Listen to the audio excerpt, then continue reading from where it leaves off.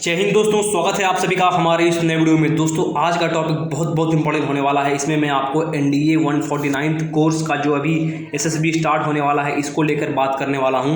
और इसमें कैंडिडेट के कई सारे डाउट्स कमेंट्स के थ्रू या फिर इंस्टाग्राम के मैसेजेस के थ्रू आ रहे थे, इसके बारे में भी मैं आपको बात करने वाला हूँ। सारा डाउट आपको इस वीडियो को देखने के बाद क्लियर हो जाएगा। तो फर्स्ट एंड फॉरमोस्ट डाउट जो कैंडिडेट के मन में आ रहा था कि क्या डेट चेंज पॉसिबल है, मतलब अगर आपने कोई डेट सिलेक्ट कर लिया है डेट सिलेक्शन लिंक में एसएसबी इंटरव्यू के लिए, तो क्या वह पॉसिबल है। इसके साथ साथ क्या सेंटर चेंज पॉसिबल है। इसके साथ साथ बैंक डिटेल्स किस तरह से भरना है, जर्नी पर्टिकुलर्स कब भरना है, ट्रेन टिकट कब करना है, कब बुकिंग करना है, इन तमाम डाउट आपको आज की इस वीडियो में देखने को मिल जाएगा। इसके साथ साथ जो नेक्स्ट वीडियो मैं लाने वाला हूं वो आपका जर्नी डिटेल्स का जो एक फॉर्म आता है वो एसएसबी के फॉर्म में अटैच होता है, तो उस फॉर्म को भी मैं आपको फिल करके बताने वाला हूँ। ये होगा हमारा नेक्स्ट वीडियो। और उसके बाद वाला जो वीडियो होगा वो होगा आपका documents to carry in SSB and how to fill entire SSB call letter from first page to the last page. तो अब हम बढ़ते हैं आज के इस वीडियो के मेन टॉपिक पे, लेकिन इसके पहले अगर आप चैनल पे पहली बार आए तो उसको सब्सक्राइब कर लें और आगे आने वाले वीडियो के अपडेट में आप इस चैनल से जुड़े रहें। तो सबसे पहले जब आप जॉइन इंडियन आर्मी के साइट पे आएंगे तो आपको ऑफिसर एंट्री वाले लॉगिन में क्लिक कर लेना होगा। जब आप यहाँ पे लॉगिन में क्लिक करेंगे, अपना यूजर आईडी, पासवर्ड, कैप्चा वगैरह फिल कर लेंगे।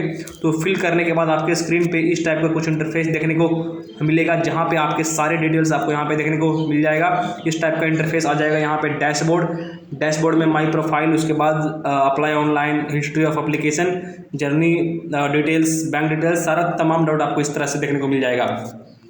तो जो फर्स्ट डाउट था कि क्या सेंटर चेंज पॉसिबल है, तो मैं आपको जानकारी के लिए बता दूं कि अगर आप आर्मी फिलअप किए होगे अपना फर्स्ट चॉइस, तो आपका सेंटर आइदर इलाहाबाद आया होगा या फिर भोपाल आया होगा या फिर आपका सेंटर कपूरथला आया होगा या फिर बेंगलोर आया होगा। इसी 4 सेंटर में से कोई एक सेंटर आर्मी वालों के लिए आया होगा। और नेवी वालों के लिए विशाखापट्टनम, बेंगलोर, भोपाल या फिर कोलकाता आया होगा। और एयरफोर्स वालों के लिए आया होगा आपका वाराणसी, गांधीनगर, मैसूर और बाकी 2 और सेंटर जैसे कि गुवाहाटी आपको आया होगा।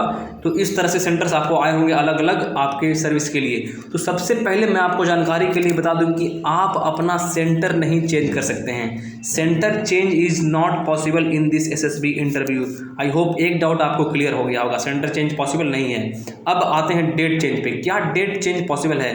तो date change is possible only on some extreme condition when you have got some important work, some important exams on that particular day, you have got admit card of that admit card of the exam, you have got some serious medical problem, you are admitted in the hospital, if doctor has prescribed you to take rest or you are gone for some important work, and if you have proof for that, then only you can change your date.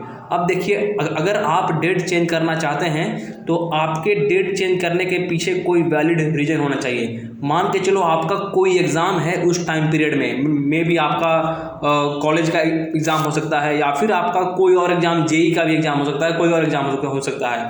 तो उस case में आप इसी join Indian army के site पे आना और इस फीडबैक और क्वेरीज वाले सेक्शन में क्लिक करे हुए तो आपको यहाँ पे अपना क्वेरीज मेंशन कर देना है regarding change of date for particular, जो भी आपका एसएसबी बोर्ड है वो बोर्ड डाल देना।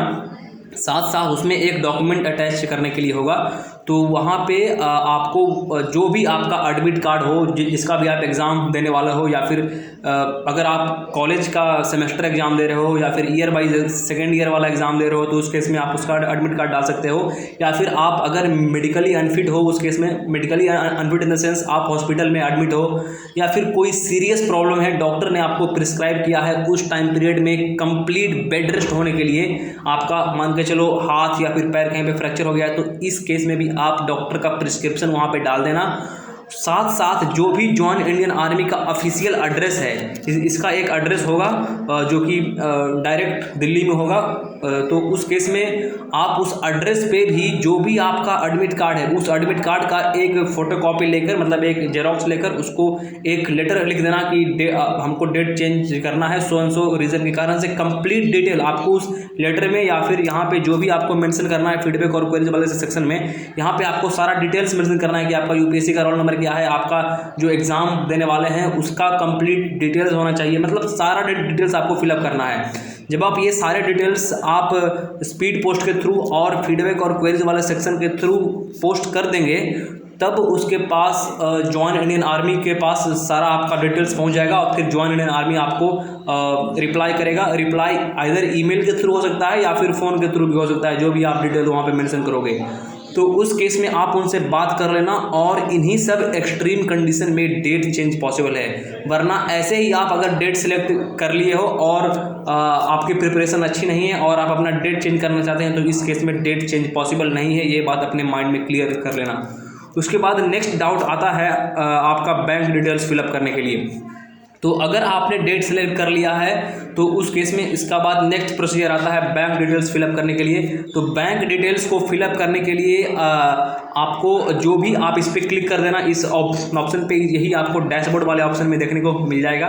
जब आप इसमें आओगे तो आपको इस बैंक डिटेल्स वाले ऑप्शन पे क्लिक करना होगा। यहाँ पे आपको अकाउंट नंबर, जो भी आपका बैंक अकाउंट आप देना चाहते हो वो account number, beneficiary name, IFSC code, branch name, जो भी पूछा गया हो यहाँ पे भर देना।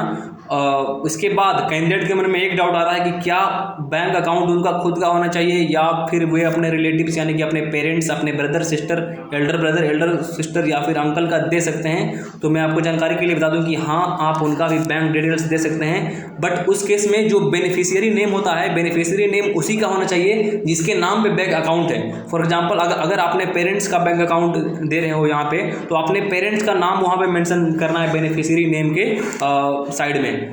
तभी आपका बैंक का जो अमाउंट रीइंबर्समेंट होगा, आपके ट्रैवलिंग अलाउंस का जो रीइंबर्समेंट होगा, उस केस में आपका तभी सक्सेसफुल होगा। इसके बाद हम आते हैं जर्नी डिटेल्स। तो जर्नी डिटेल्स में कुछ लोग पूछ रहे थे कि क्या फ्लाइट से ट्रैवल कर सकते हैं या फिर क्या ट्रेन से ट्रैवल कर सकते हैं, बस से ट्रैवल कर सकते हैं, और अगर हम बस से ट्रैवल करेंगे तो किस तरह से ट्रैवलिंग अलाउंस मिलेगा। तो इस केस में मैं आपको जानकारी के लिए बता दूं कि अगर आपको ट्रेन से ट्रैवल करना हो, बाई एयर ट्रैवल करना हो, you can travel by any medium. But जो आपका जॉइन इंडियन आर्मी यानी कि जो आपका SSB सेंटर आपका जर्नी अलाउंसेस का रीइंबर्समेंट करने वाला है, वो आपका मैक्सिमम 3rd AC के अनुसार ही करेगा। मतलब he can give maximum allowances of 3rd AC। मान के चलो आपने एयरप्लेन से ट्रैवल किया या फिर कोई और मोड से ट्रैवल किया, तो फिर उस केस में आप 3rd AC से ज़्यादा अमाउंट क्लेम नहीं कर सकते हो। मैक्सिमम जो आपका SSB इंटरव्यू का बोर्ड देने वाला है वो आपका 3rd AC का अमाउंट ही देगा, और वो आने और जाने दोनों का अमाउंट देगा। मान के चलो आपने उत्तर प्रदेश में आप इलाहाबाद से बेंगलोर देने के लिए जा रहे हो, तो उत्तर प्रदेश में इलाहाबाद से बेंगलोर का जो शॉर्टेस्ट डिस्टेंस होगा, उस शॉर्टेस्ट डिस्टेंस में जो भी 3rd AC का किराया होगा उसका ×2 अमाउंट आपके जो भी बैंक डिटेल्स आप यहाँ पे मेंशन करेंगे वहाँ पे डायरेक्टली DBT के थ्रू, मतलब डायरेक्ट बेनिफिट ट्रांसफर के थ्रू आपको सेंड कर दिया जाएगा इस बैंक डिटेल्स में।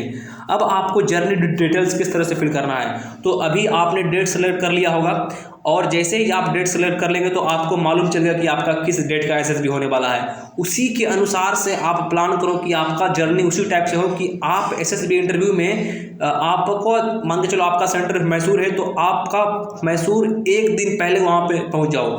फॉर एग्जांपल मान के चलो आपका SSB इंटरव्यू 8 अगस्त को होने वाला है, तो आपको 7 अगस्त को मैसूर में प्रेजेंट रहना है, क्योंकि 8 अगस्त सुबह 6 बजे आपको मैसूर SSB बोर्ड आपको रिपोर्ट करना होगा। तो 7 अगस्त को आपको मैसूर सिटी पहुंच जाना है अपने सारे लगेजेस के साथ, ताकि अगले दिन आप रिफ्रेश वगैरह हो करके आप SSB सेंटर टाइम से रिपोर्ट कर लो। तो इस केस में आपको टिकट एडवांस में ही बुक करना पड़ेगा। तो अभी आप डेट सेलेक्ट कर लिए हो, तो उसी के हिसाब से जो भी आपका मोड ऑफ ट्रैवल हो, बाई एयर हो, बाई ट्रेन हो, बाई बस हो, जैसे भी आप जाना चाहते हो, जो भी आपको सूट करे वैसे आप बुक कर लो। अब यहाँ पे भी कुछ कैंडिडेट पूछ रहे थे कि यहाँ पर तो इलाहाबाद से मैसूर का कोई डायरेक्ट ट्रेन नहीं है। तो इस केस में देखो, आपको मैसूर तक का डायरेक्ट ट्रेन नहीं मिलेगा, लेकिन बेंगलोर तक का डायरेक्ट ट्रेन श्योरली मिल जाएगा। तो सबसे पहले आप बेंगलोर तक का टिकट ले लो, उसके बाद बेंगलोर टू मैसूर तक का टिकट ले लो। इतना तो आई होप समझ ही गए हो। I hope you all are mature and you all can understand how to book ticket, how to plan yourself for the journey. So in this case I no need to explain much, because only I explained this because I was getting few doubts through comment section and Instagram.